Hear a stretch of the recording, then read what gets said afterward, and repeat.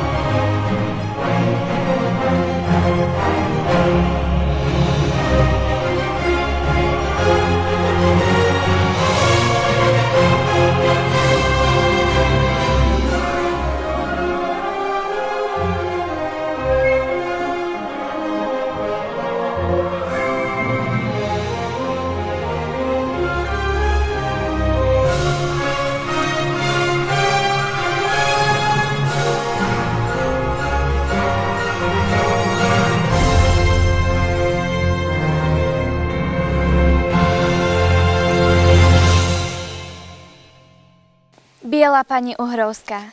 Teraz by už mohla nájsť pokoj. S ľuďmi žiť nemôže. A v hrobe spať tiež nie. Bude jej zem ľahká.